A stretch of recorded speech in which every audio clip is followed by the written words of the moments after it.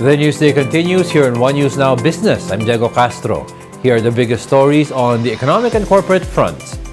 A huge leap forward. That's how President Bongbong Marcos described his new executive order that aims to make doing and growing business in the country faster and simpler.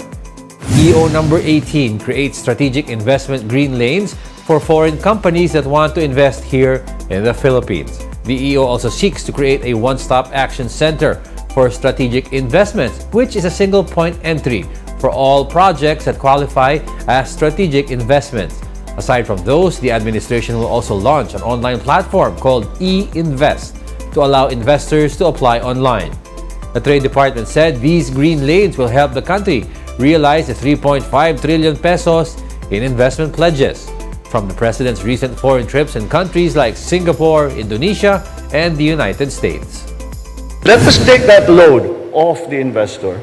Let us take that load off the business sector and take it on, because that is the role of government, is to handle all these bureaucratic procedures, not so that we delay and we open opportunities for corruption, for wastage.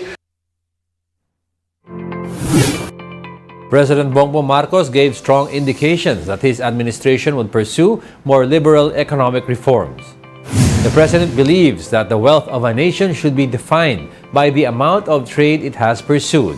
With that, he says protectionist policies would be counterproductive.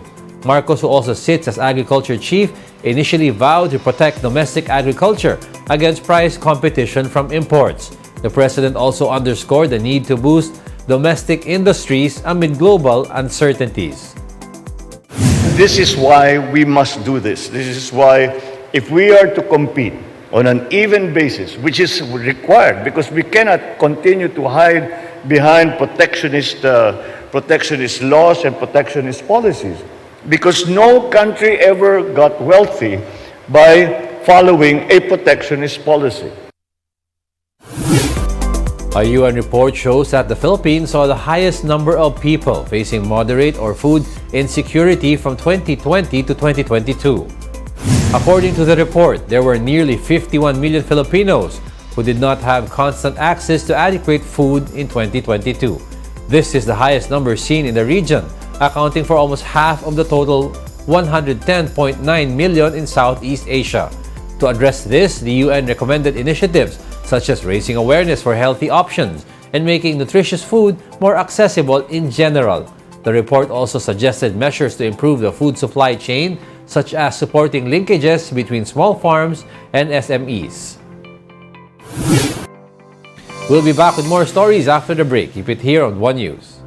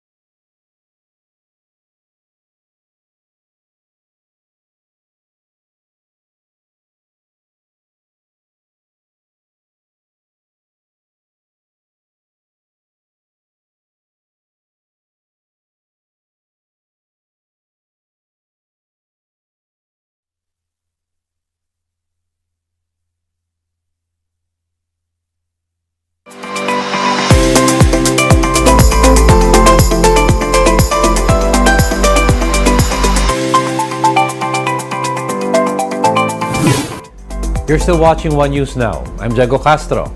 Some flights and boat trips have been canceled due to unfavorable weather conditions. As of 9:50 a.m., Cebu Pacific has canceled its 5J 504/505 flight from Manila to Tuguegarao and vice versa. Some boat trips from the port of Siquijor have also been canceled. These are the trips of Ocean Jet and MV Trisha Kirsten, headed to Dumagat. Tropical Depression Dodong is currently over northwestern Cagayan. As of 7 in the morning, Pag-asa spotted Dodong Center in the vicinity of Lasam, Cagayan, with winds of up to 45 kilometers per hour and gustiness of up to 75 kilometers per hour. Dodong will remain as a tropical depression during the remainder of its traverse of mainland northern Luzon. It may reach tropical storm category by Saturday afternoon or evening while over the West Philippine Sea. Tropical cyclone wind signal number 1 is raised over several areas in Luzon, now shown on your screens.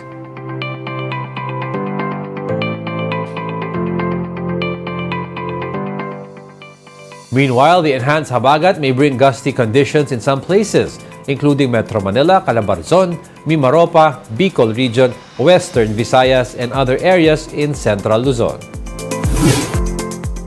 Remember the Dumagat tribe's rain dance on Monday? Well, it seemed to have worked as rain poured in several areas in the country in the past few days.